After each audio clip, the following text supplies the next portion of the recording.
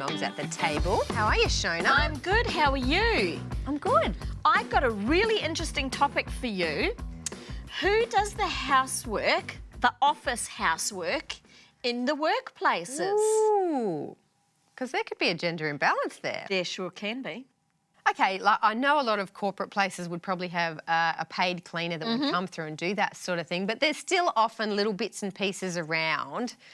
Do you have an expectation on who does it? I'm trying to think back through my workplace scenarios, and most of them had that sign that says, you know, if you use it, clean it type thing.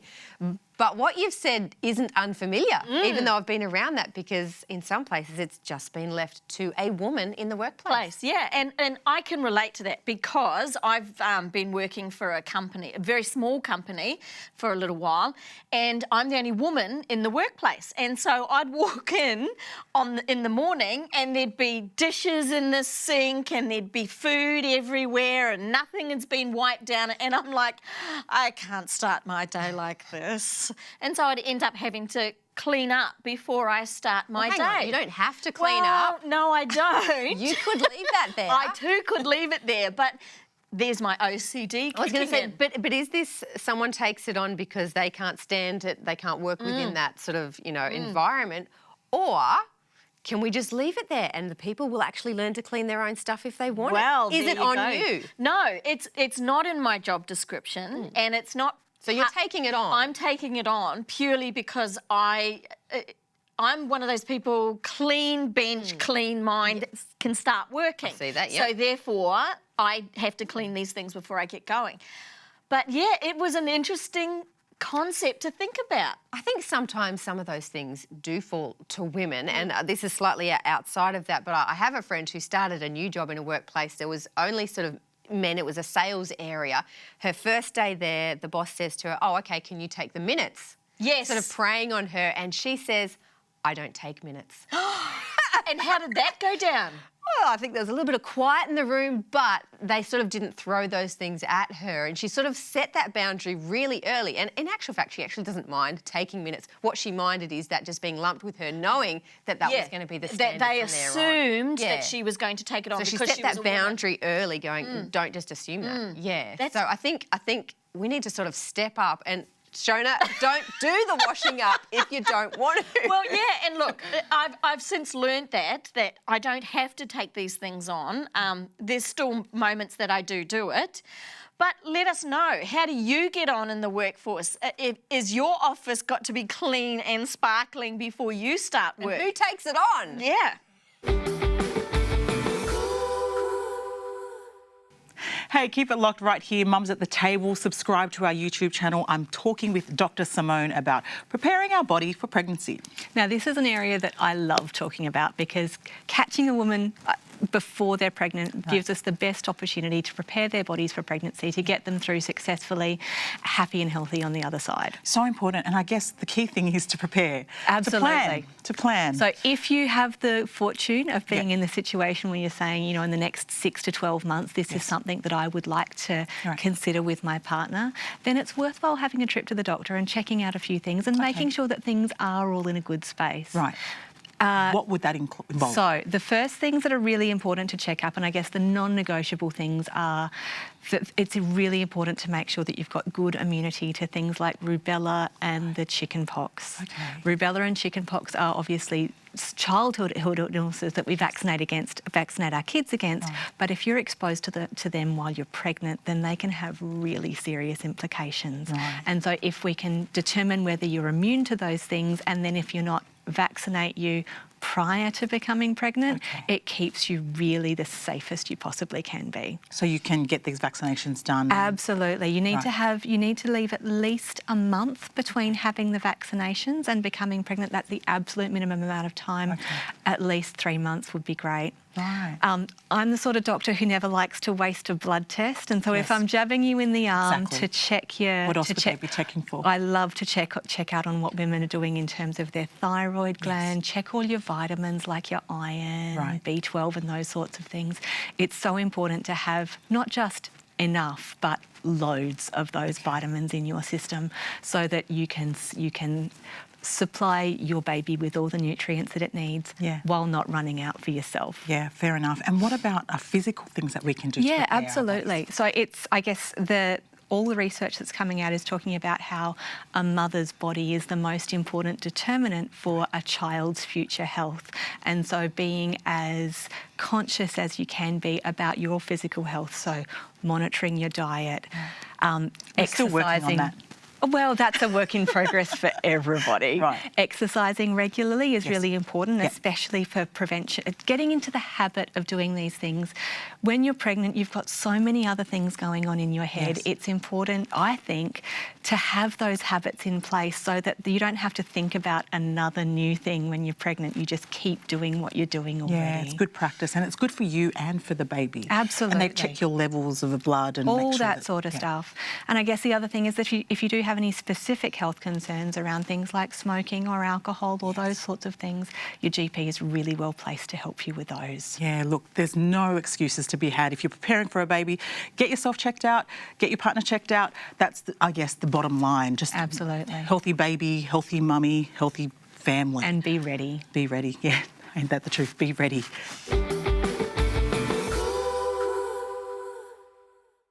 How many serves of fruit and veg should we be eating in a day? So I can see you've got lots of here. Yeah. Hi, Amanda. Hi, Gia. Now, I know that so many people don't eat anywhere near the amount they need to be eating. Is that true? That's right. Well, actually, most children and adults only eat half of the recommended amount of veggies and Only fruit half. each day. So we really need to all be eating more fruit and veg. Wow. Yeah. So we've got a lot here to share. So can you show us a little bit about what servings are? What is a serving and what it looks like? Sure. So let's start with the veggies. So first of all, what is one serve of veggies?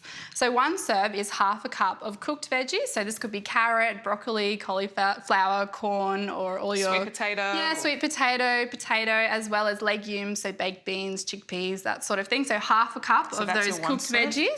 Or one serve is also 1 cup of raw leafy veggies, as well as any raw salad veggies as well. Nice. So 1 cup raw of ones. that. Yeah.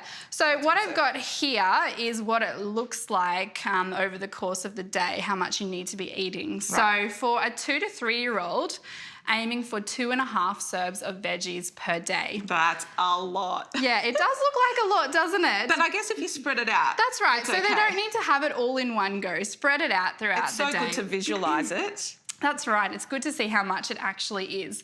This is for a 4 to 8 year old, and they need to aim for 4.5 serves of vegetables per day.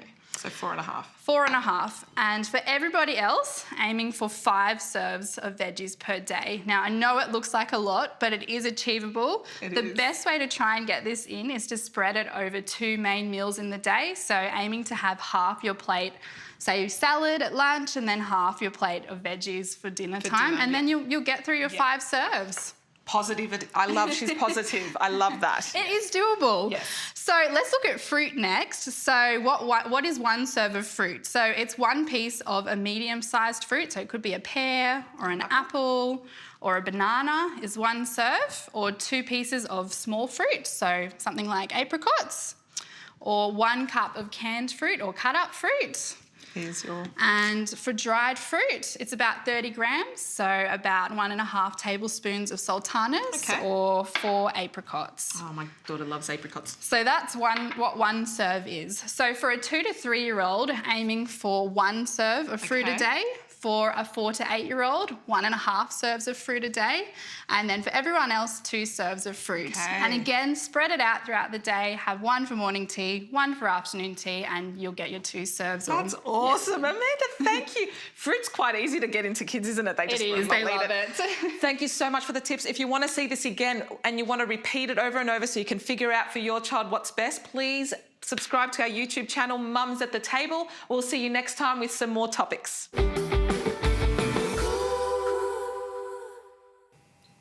Hey, thanks for joining Dr. Wood and I for a chat. We're talking about perimenopause. You may have heard of menopause, but this one's perimenopause. So what's it all about? So perimenopause is this time for a few years before you reach menopause, and it basically affects all women who eventually get to menopause. Right.